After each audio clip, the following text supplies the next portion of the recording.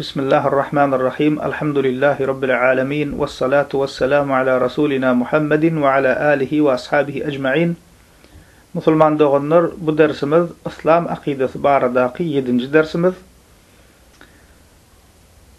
İmanın birinci şerti Müslüman doğanlar Allah Teala iman. Allah Teala iman etmek.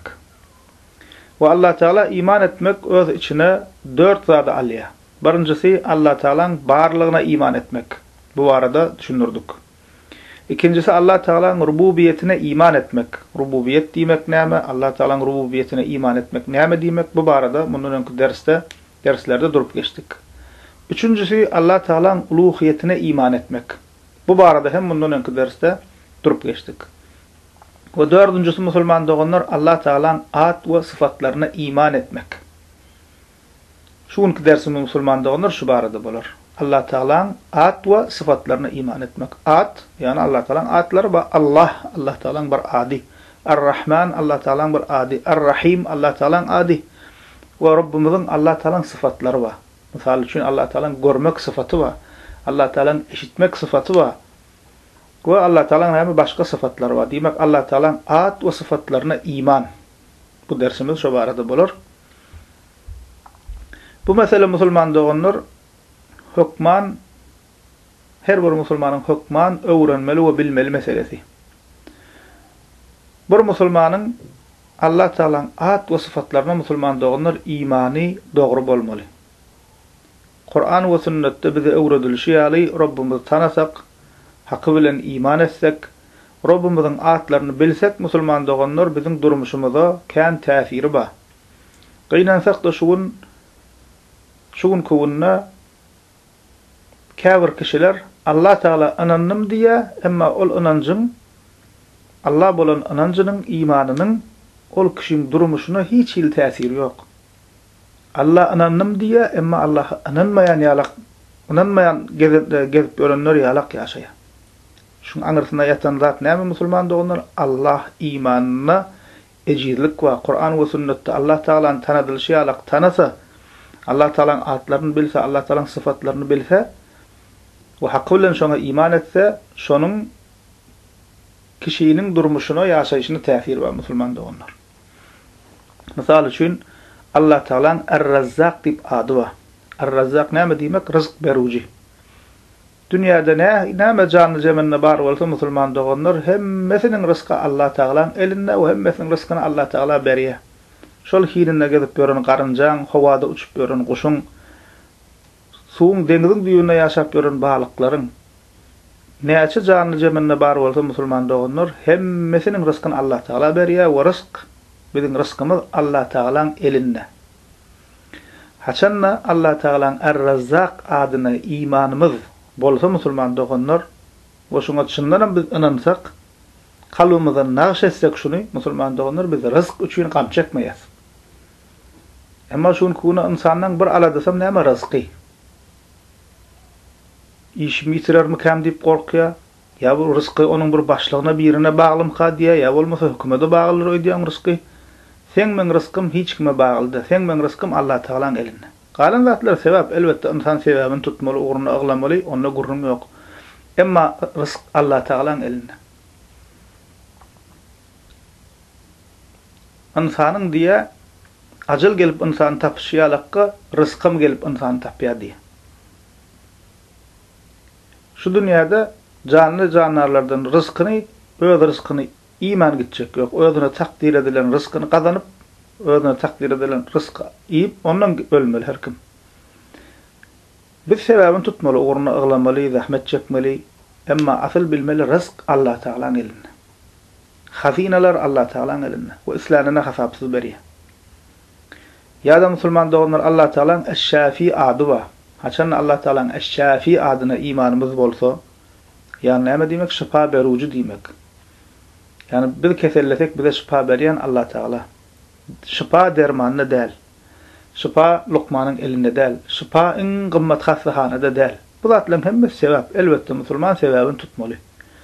Ama asıl bil bağlamalıyımız Müslüman doğanlar sebepler değil. Şol sebebin tesirini yaradan Allah Teala. Şafi olan Rabbimiz. şifa berýän Allah Taala, galan zatlar sebäp. Ya bol musulmanlar onlar Allah Taala'nın el-alim dip adı var.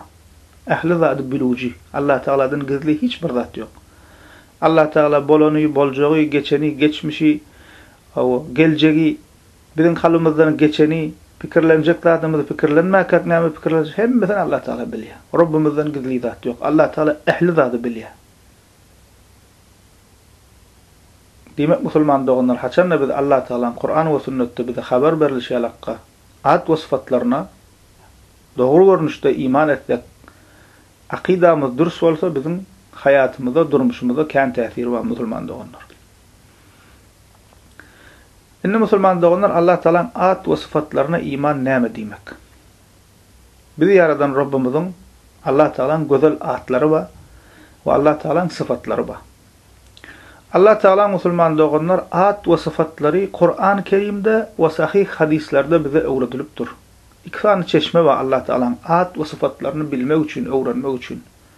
Birincisi Allah Taala'nın kelamı Kur'an-ı Kerim, ikincisi Peygamberimiz Muhammed sallallahu aleyhi ve sellemin sahih hadisleri. Üçüncüsü yok musulman doğanlar. Üçüncü çeşme yok, iki çeşme var. Kur'an ve sünnettir. Allah Taala'nın ad ve sıfatlarını öğrenecek bolsak Kur'an ve sünnetten öğrenmeli. Ve her bir musulmanın Kur'an ve sahih hadislerde haber berilişiyle Allah Taala'nın ad ve sıfatlarına iman etmek farzdır, vaciptir. Ve bu meselede musulman doğanlar birinci öğrenmeli zadımız Allah Taala hakkında, Allah Taala'nın ad ve sıfatları hakkında birinci bilmeli zadımız Allah Taala hakkında özümizden hiç zat gurulamaly däl, öz düşünjäňe göre gurulamaly däl. Gynansak da şugun kunna kâr insanlar ba Allah Taala hakkında, Allah Taala iman hakkında düşünürjek bolup Allah Taala barada öz-özünden gurulaýar, öz-özünden misallar berýär. Hatta şeýle korkunç zatlar gurulaýarlar, şol gurulaýan zat adamyň imanyny puja çykarýar. Amma öz habary ýok. Şu zatlaryň hemmesi nereden gelýär?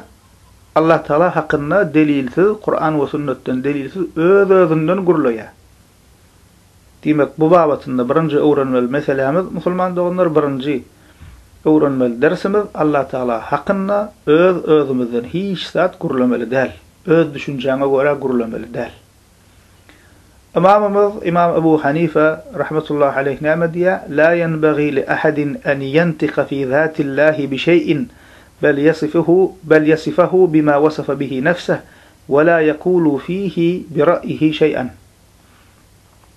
Allah Taala hakkında hiç kimin öz-özünden bir zatlar gurulamagy dogry däldir. Allah Taala özüni nähili wasflandyran bolsa, her kim onu şol hili wasflandyrmalydyr. Yani Kur'an'da ve sahih hadislerde nähili özüni atlandyran bolsa we nähili wasflandyran, sıfatlandyran bolsa, şol hili wasflandyrmalydyr we bu babatyny öz garaýyşyna göre hiç zat gurulamaly däldir diýär. Allah Taala hakkında musulman doğanlar gurlamızda dine Kur'an-ı Kerim'den ve sahih hadislerden ve Kur'an-ı Kerim'de ve sahih hadislerde atlandırılan atları bilen ve haber verilen sıfatları bilen gurlamalı. Allah Taala öz hakkında näme haber beren bolsa musulman doğanlar biz şonu kabul etmeli. Misal üçün Kur'an-ı Kerim'de Allah Taala özünün görýänligini we eşidýänligini haber berýär. Biz hem musulman doğanlar şonu kabul etmeli ve şona iman etmeli. Ve yine de Allah Taala musulman doğanlar özünün meňzeşinin, deňinin, taýynyň, şäriginiň ýoklugyny haber berýär.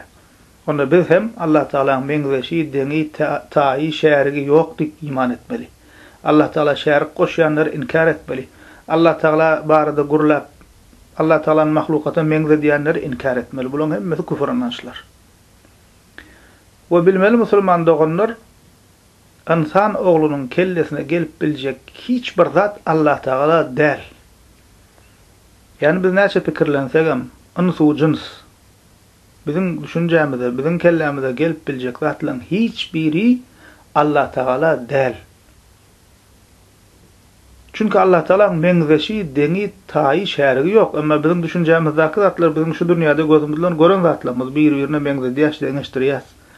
Emma Allah Teala'nın meňzeşi deňi taýy ýok. Ve bilmeli musulman dogunlar kim Allah Teala'nın mahlukata meňzese şol kişi imany puç bolup gapyr bolýar.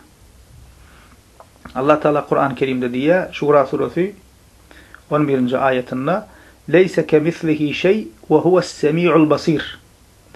Onun Allah'ın hiç hili meňzeşi ýokdur. Ol ähli zady eşidýändir we görýändir diýär. Allah Teala bize şu ayette özünün meňzeşiniň deňiniň taýynyň ýokdugyny habar berýär. We şol bir wagtyň özüniň eşidýän, eşitmek we görmek syfatyndan habar berýär. Meňzeşiniň deňiniň taýynyň ýokdugyny aýdýar we özüniň şol wagtyň eşidýändigini we görýän diýip öz syfatlaryny bize habar berýär. Demek bize musulman dogunlar näme diýmeli? Allah Teala eşidýär, emma meňzeşi deňi taýy ýok. Allah Teala görýär, meňzeşi deňi taýy ýok diýip näme? İman etmeli. Ve musulman dogunlar Peygamberimizden sallallahu aleyhi ve sellem'den barik sahabalar, tabi'inler, gysgaça selef-i salihin, ondan sonra gelen ehli hadisçi alimlerimiz Allah Teala'nın at ve sıfatlaryny Kur'an-ı Kerim'de ve sahih hadislerde gelişýäli mahlukata meňzetmän, nähileklik barada düşünürüş bermän, maniýetini bozman kabul edipdirler. Şu düşünürüş musulman dogunlar şul dersimiz boýunça aýtjak zatlarymyzyň jemi we iň möhüm ýeri. Ýene gaýtalap aýdýan. Peygamberimiz sallallahu aleyhi ve sellem'den barik sahabalar, tabi'inler, yani ilkinji üç nesil musulmanlar, gysgaça selef-i salihin diýär. Ondan sonra gelen ehli hadis, İmam Ahmed ýaly İmam Buhari ýaly hadisçi alimlerimiz Allah Teala'nın at ve sıfatlaryny Kur'an-ı Kerim'de ve sahih hadislerde gelişýäli mahlukata meňzetmän, nähileklik barada düşünürüş bermän, maniýetini bozman kabul edipdirler. Misal üçin ýanky okan ayetimiz Şura suresi 11-nji ayet "Leyse kemislihi şey ve huves-semî'ul basîr." Onun Allah'ın hiç hili meňzeşi ýokdur. Ol ähli zady eşidýändir we görýändir diýär Allah Teala ayette. Ayette habar berilýär musulman dogunlar Allah Teala görýär we eşidýär. Biz şuna iman etmeli. Boynumyzyň parzy şul. Rabbimiz eşidýär we görýär. Allah Teala'nın sıfatlary we atlary musulman dogunlar özüne laýyk. Bir diýmek mümkin insanam görýär, Allah Teala da görýär diýäňiz. Wa insanam eşidýär, Allah Teala da eşidýär diýäňiz. Beý diýsek Allah Teala'ny insana meňzetdigimiz bolmaýarmy diýip şeýle bir şeytani bir pikir waswasa gelmek mümkin. Diýäs bolmaýar. Näme üçin? Çünki Allah Teala'nın eşitmekligi Allah Teala'nın özüne laýyk, özüne mahsus. Emma insanyň eşitmekligi mahluka mahsus. İnsanyň özüne göre. Emma Rabbimizin Allah Teala'nın eşitmekligi we görmekligi özüne laýyk. Biz nähilek görýär diýmeli däl. Nähil eşidýär diýmeli däl. Plan hile eşidýär diýmeli däl. Ýa-da eşidýär diýsek mahlukata meňzetdigimiz bolar diýip başga many bermeli däl. Ay eşidýär diýmeli, bilýär diýär, çünki eşidýär diýsek mahlukata meňzetdigimiz bolar diýip başga many bermeli däl. Gelişýäli iman etmeli. Ene Peygamberimizden barik sahabalaryň, tabi'inlerin, etba'at tabi'inlerin, dört mezhep imamımızın, ehli hadisin mezhebi şul. Kur'an ve sünnette gelen Allah Teala'nın at ve sıfatlarını tahrifsiz, teşbihsiz ve temsilsiz, ta'tilsiz kabul edipdirler. Yani mahlukata meňzetmän, manysini bozman, inkar etmän, başga many bermän, gelişýärli kabul edipdirler. Onun Allah'ın hiç hili meňzeşi ýokdur. Ol ähli zat eşidýändir we görýändir. Biz näme şol ayete iman etdik. Nädip eşitýär, nähile diýär, bu soralar soramaly däl. Çünki Allah Teala'nın at we sıfatlar özüne laýyk, özüne mahsus. We meňzeşi deňi taýy ýok. Allah Teala diýär ayetde Nahl suresining 74-nji ayetinde "Fela tadribu lillahi'l emsal." Allah Teala Allah'a misallar bermäň diýär. Allah'a misallar bermäň diýär. Çünki Allah Teala'nın meňzeşi deňi taýy ýok. Şeýle bolýarmy, beýle bolýarmy ýok. Bunu diýmek bolmaýar. Ayette hadiste gelişýärlikde bir iman edýär. Näme nähile bu gurrunlara girmeýär. Ähli sünnetin selef salihiniň ýoly şul. Ýene de köp türkmen bilýär Ihlas suresi. Kul huvallahu ahad. Hawa. Näme diýär? "Ve lem yekul lehu kufuwan ahad." Onun yani Allah'ın hiç bir deňi taýy ýokdur. Allah Teala ayette diye وَلِلَّهِ الْأَسْمَاءُ الْحُسْنَى فَادْعُهُ بِهَا A'raf suresi 180. ayet. Allah Teala'nın güzel atları, en güzel atlar Allah'ınkidir. En güzel atlar Allah'a mahsustur. Bu atlar bilen ona dilegedin, yalvarın diye Allah Teala. Yani bize Allah Teala özünü öz güzel atları bilen yüzlenip yalvarmalığımızı öğret diye. Rızık gerek mi? Er-Razzak adı bilen yalvar. Keserine şüpha gerek mi? Eş-Şafi adı bilen yalvar. Çağı gerek mi? Yine de Er-Razzak adı bilen yalvar. Çünkü rızık, çağı da bir rızık. Bağıtın açılan yok mu? Durumsa çıkacak bolyan mı? Ya olmasa öylenecek bolyan mı? Özüne durmuş kuracak jutun gözleyen mi? O da bir rızık. Allah'ın Razzak adı bilen yalvar. Derman attın, Lukman'a gittin, hastahana yattın, intiham kutulan yok. Allah'tan Şafi adı bilen yalvar. Kıyın yağdayda kaldın, çıkkınsız yağdayda kaldın, sebeplerini tutun. Allah Teala'nın Kadir adı bilen yalvar. Ehli zade güç yetirucu adı bilen yalvar. Ehli zade güç yetiriyen adı bilen yalvar. Ve Allah Teala'nın Rabbimizin 99 tane Kur'an ve hadislerde haber veren atlar var.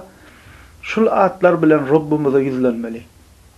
Ama gıynansaq da insan şuları bilmeyenlik için bir neçe insan gidip Allah Teala yalvarmalı yerinde mazarlara çağırıyorlar, ölülere yalvarıyorlar, uzaktan yetiş ya pirim diye ya bir zat diye şuna bekleşine ama Allah Teala'dan uzak düşüp, cıda düşüp Allah'a yüzlenmeli yerine mahluka yüzlenip Allah'a şirk koşuyorlar. Nemeden boluyor? Allah Teala'nın at ve sıfatlarını bilmeyenlik için boluyor. Rabbimizin 99 tane adı var. Şul atlara imanımız doğru olsa, dürüst olsa biz utanırız gidip Allah Teala'dan dilemeli adımız gidip mahluktan dilemeli. Peygamber sallallahu aleyhi ve sellem diye inne lillahi 99 ismen men ahsaha dakhala'l cennet. Sahih Buhari ve Müslim'de geçiyor. Allah Teala'nın diye Peygamber sallallahu aleyhi ve sellem 99 tane ismi yani adı vardır. Kim olur sanasa cennete girer diye. Yani sanasa diye yani oturup fan yalı kabır 3-4-5 deyip bu del Müslüman doğunlar. Ahsaha diyene ulemalar düşünürüyorlar.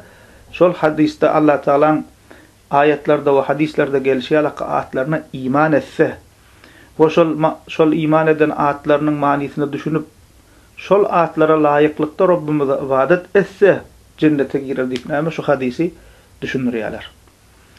Ve Ehl-i sünnet alimlerimizin bu bavatında şu meselede aydın sözlerini söylesek İmam Malik bin Enes mezhep imamlarımızdan İmam Malik rahimahullah Begavi'nin şerh-i sünnetinde getirilen sözünü diye İyyâkum vel bid'a diye İyyâkum vel bid'a bid'atlardan serasak bolun diye. Ona diyorlar qîl ve mel bid'a bid'atlar neyme diye. Ona aydiya İmam Malik kal ehli bid'a humullezine yetekellemune fi esmaillahi ve sifatihi ve kelamihi ve ilmihi ve kudretihi la yeskutuna amma sekete anhu's sahabetu ve tabi'un lehum bi ihsan. Ol bid'atçılar diye İmam Malik Allah Teala'nın isimleri, sıfatları, kelami, ilmi, kudret hakkında gurlayanlar diye.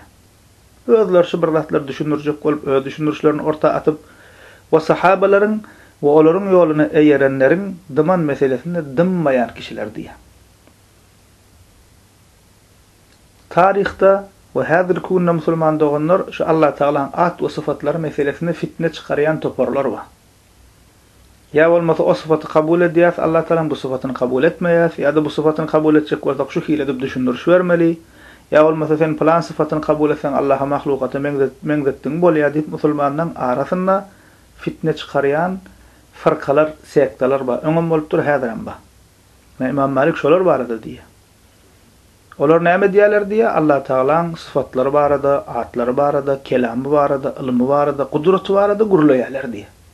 Özlerçe düşünürüş berýärler. Dersin başında diýdik Allah Teala'nın at we sıfatları barada, Allah Teala hakkında hiç kim özünden gurlama hakkı yok, dogry däl diýdik.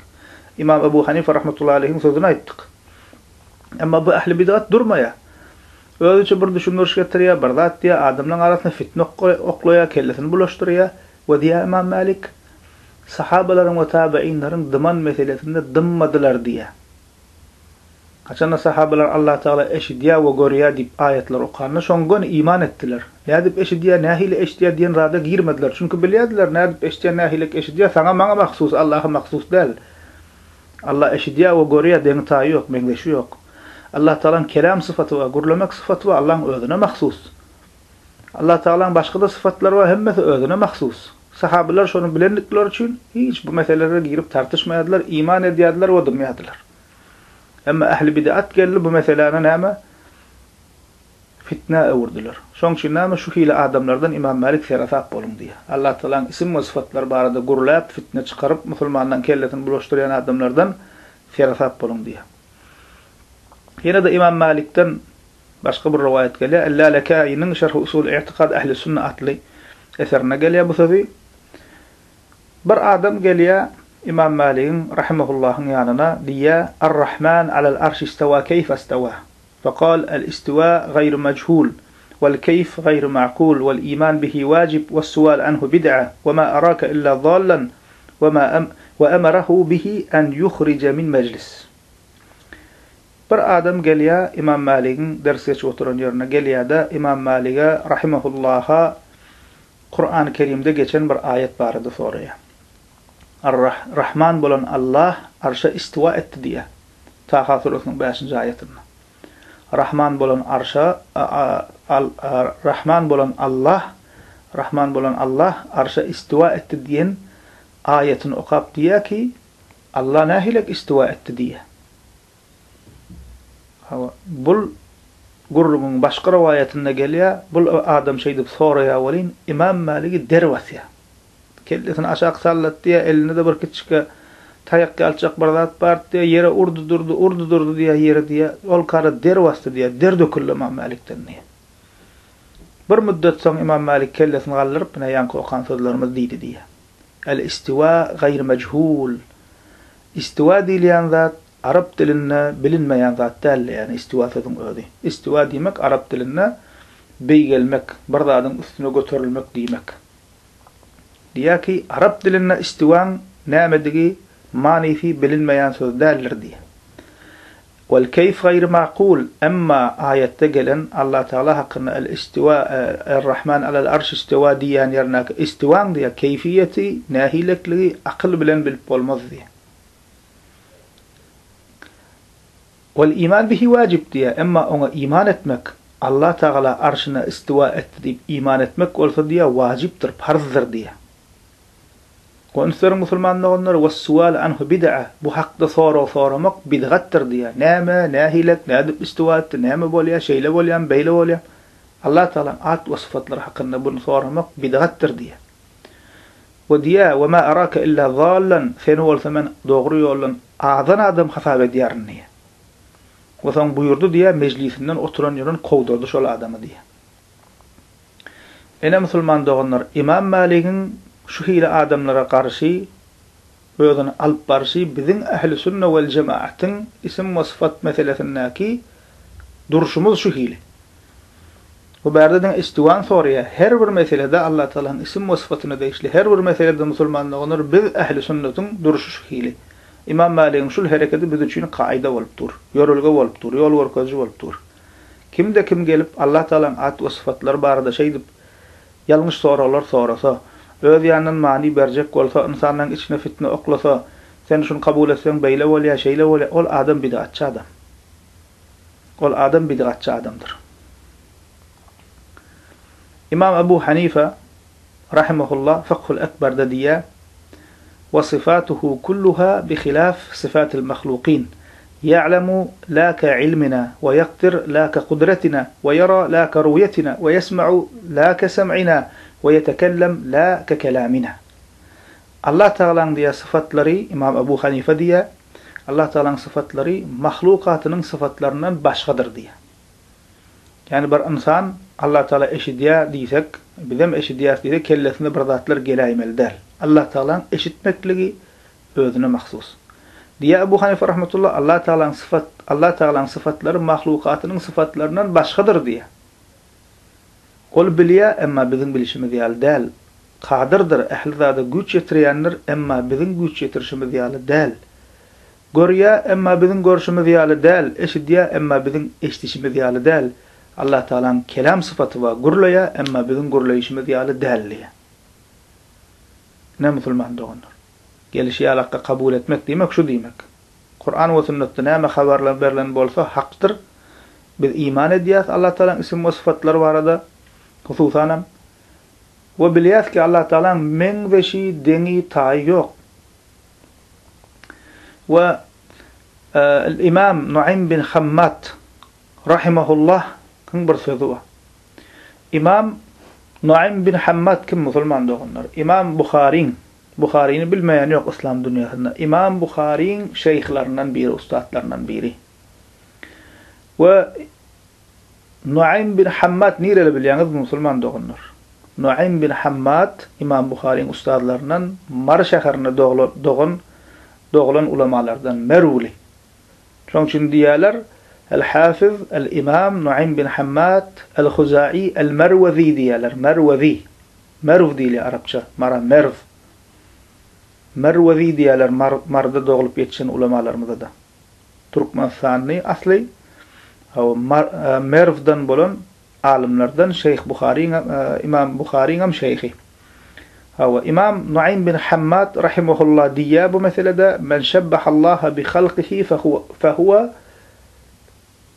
men şebbahallaha bi halqihi faqad kefer. Men şebbahallaha bi halqihi faqad kefer. Ve men enkere ma vasafa bihi nefsehu faqad kefer. وليس ما وصف به نفسه ولا رسوله تشبيها. Allah Teala'ni mahlukata mengzeden ya kafir olur diye. Kim Allah Teala'nın mahlukata mengzetse o kişi kafir olur. Yani dersin başlarına da ayttık bu men öz sözüm değil ya da başka bir ahunun planın sözü değil. Ulu ehli sünnet alimlerimizin sözü. Allah Teala'nın mahlukata mengzeden kafir olur. Allah Teala'nın diye özünü vasıflandıran sıfatlarını inkar eden hem kafir olur diye. Kur'an ve sünnette gelen sıfatlarını inkar eden hem kafir olur diye. Allah Teala'nın özünü sıfatlandıran ve Peygamberimizin sallallahu aleyhi ve sellem Allah Teala'nın sıfatlandıran sıfatlarının hiçbirine teşbih menzetmek yoktur diye. Sonku cümle ne mi dedik Müslümanlar? Bir diyme mümkün. Siz gorya diyeniz, eşidiye diyeniz, gurlaya diyeniz, biliye diyeniz, güç yetiriye diyeniz, emma neyme insanım biliye, insanım güç yetiriyen zatları var, insanım eşidiye, insanım gorya deyip neyme şungalak bir şüphe düşmek mümkün. Dedik yani, insanın görmekliği özüne mahsus, Allah Teala'nın görmekliği, Allah Teala'nın özüne layık, Allah Teala'nın özüne mahsus, ve dengi tayi mengleşi yok, ve kalan sıfatları hem şeyle Müslüman doğanlar. Demek Müslüman doğanlar neyme, dersimiz cemlesek, Ahl-i Sünne vel Cemaat'ın Selef-i Salihinin menheci, metodi Allah Teala'nın isim ve sıfatlarını kabul etmekteki Kur'an ve sünnette gelen Allah Teala'nın ad ve sıfatlarını mahlukata menzetmen, manisini inkar etmen, başka mani bermen ve gelişi alak iman etmek. Elhamdülillahi Rabbil alemin.